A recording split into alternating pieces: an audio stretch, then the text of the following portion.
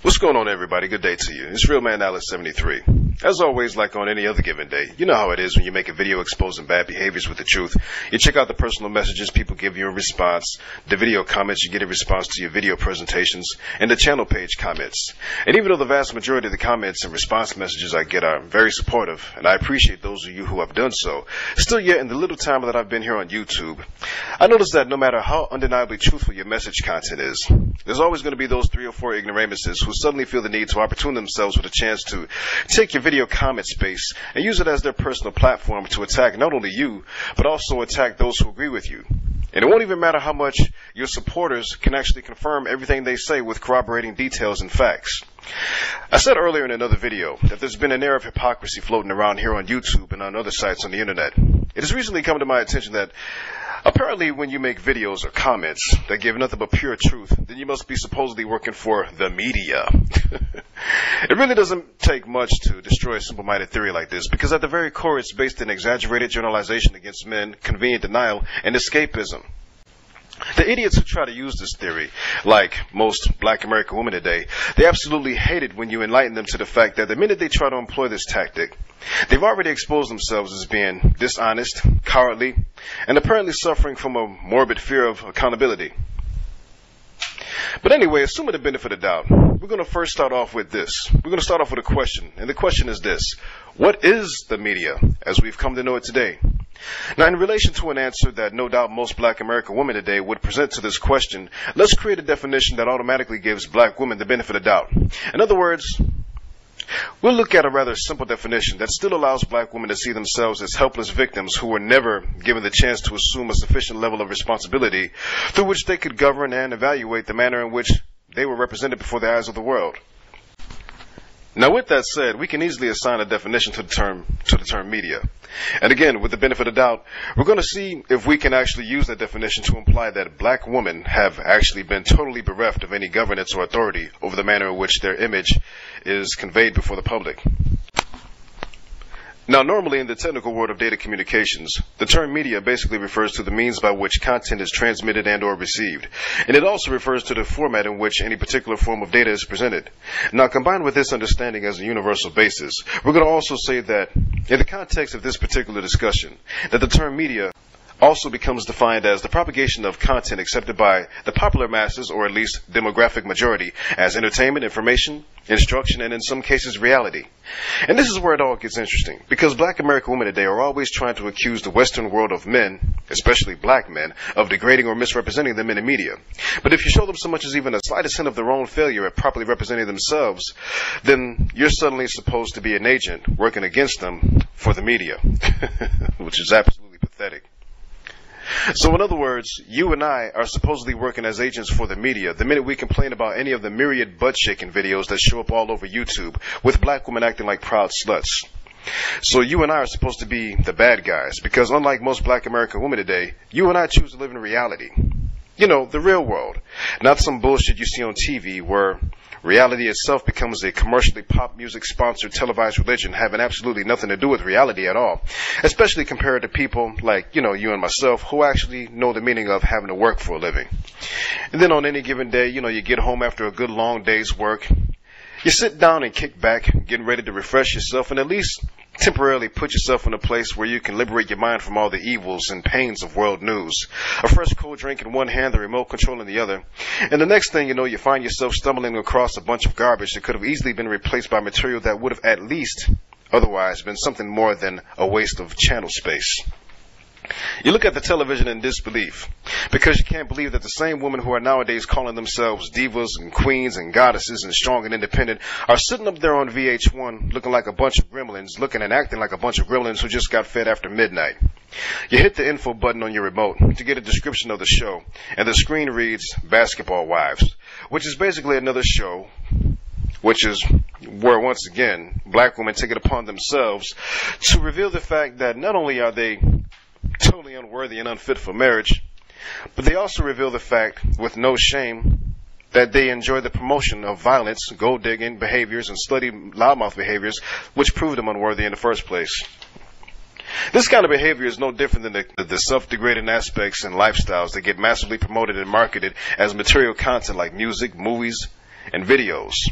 And in some cases, the same aspects, along with lesbianism and materialism, of course with violence as well, they'll also get very often at times incorporated into some trademark look or popular image that's now being aggressively personified by some of the most popular Black American female celebrities today. Now let's take a look at all those digital enhancements we enjoy today, like cell phones with cameras, which Black women today can't wait to use so they can take pictures of their naked asses and post them all over the internet. And what about the new and improved social media network sites out there today, where, again, Black American women take it upon themselves to get pretty much nasty, seeking fame for doing things as stupid as walking up down the aisles of Walmart, dressed like whores and shaking their asses in front of the camera so hard that you would think they were trying to break themselves free of a yeast infection. So again, we find ourselves with the question that I mentioned earlier. What is the media as we've come to know it today? What could possibly be a definition that would be more applicable to the several examples we just looked at?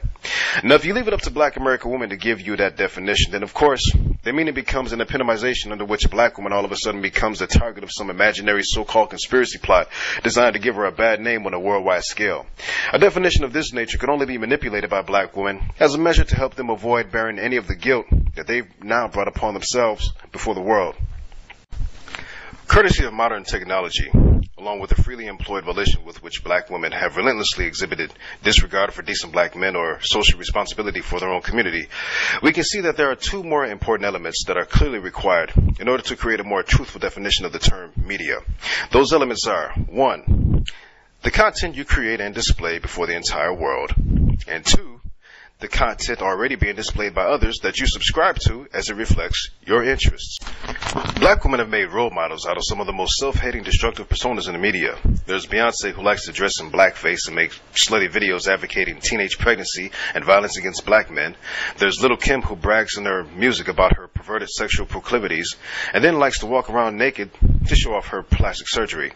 And there's also her slutty twin nemesis by the name of Nicki Minaj, who fully supports Black lesbianism and likes to give lap dances on stage for the whole world to see. Not only do Black women generally invest a collective effort at living out the harlot ways of these so-called entertainment icons that's promoted by them, at least, but they also try to look like them, though they love to deny this. Case in point, Black women today, especially even here in America, are the biggest consumers of hair weave products, hair relaxers, skin tone bleachers, and contact lenses that make it seem as if they were actually born with gray, green, or blue eyes. The overall mentality of most Black American women today is absolutely nothing to be boastful of. The rude, disloyal, disrespectful, materialistic, violent, and promiscuous media images that Black women themselves feed into and create prove to be totally worthless in the course of promoting psychological fitness for our young people. You can pretty much cancel Christmas at the thought of Black American women standing together and taking a massive stand of protest against any of the derogatory images that they collectively authorize. And this is why, unlike most people, I actually like to congratulate a certain clown out there by the name of V Nasty. Now, some of you might wonder, why did I refer to that V Nasty character as a clown? Well, the answer is simple. Because a clown is basically a personification of a caricature personality. And that caricature personality that we're referring to, that V Nasty imitates, is very prevalent in the majority of modern-day Black American women today. Now, with that established, I have a question, because now we've totally proven, well, that the whole mass media scapegoat that Black women love to cling to is false. The question is this: out of all the Black women getting on these self-righteous rants about this idiotic V Nasty chick, why is it that you notice you never hear any of them exhibit enough courage to stand up and actually admit that it was Black women that provided this trailer park Laura Ingalls now wannabe Lil' Kim with an entire psychological library of socially irresponsible behaviors, wannabe badass attitudes, and destructive personality traits that she could now resort to as a personal reference in order to amass popularity through a persona that's not even worthy of a 5-minute segment as a TMZ joke downloaded from YouTube? I mean, when you look at this chick and listen to her, all you really get to witness is that of a low-profile white chick who clearly was too much of a stupid misfit to be considered to make the cut for the cotillion and go on to be a part of the, college-bound debutante society. And obviously, in order for her to compensate for that lack of attention that she apparently craves, Nowadays, she's becoming a clown. She is a clown, and she's willing to be so much of a clown and do so in a way that she would even make Tina Marie herself turn over in her grave. By exhibiting behaviors a low class level of intellect that would clearly make her an embarrassment even to her own community. People like Lisa Stansfield and Kevin Letow could easily laugh at this bitch. But again, going back to that question about the black woman, for all those black women that finally decided to wait until now to complain about, some clown like V Nasty, I want all those black women to do a favor for me. Just sit back and take a bow and just be quiet, be silent.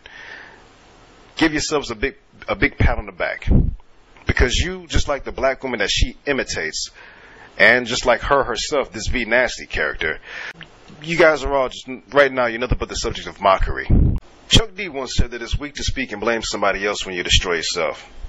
V Nasty is nothing more than the embodiment of what many black American women today have come to envy out of their own self-hatred.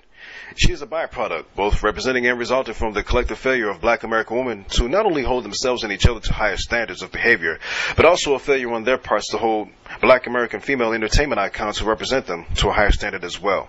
And if today's black American women were actually smart enough to exhibit a genuine level of interest and social responsibility by way of rejecting all the stereotypically negative behaviors and attitudes for which they become known all over the world, then a clown like V Nasty wouldn't have ever existed, let alone been so popular in the first place. Real Man Alice 73, you take care.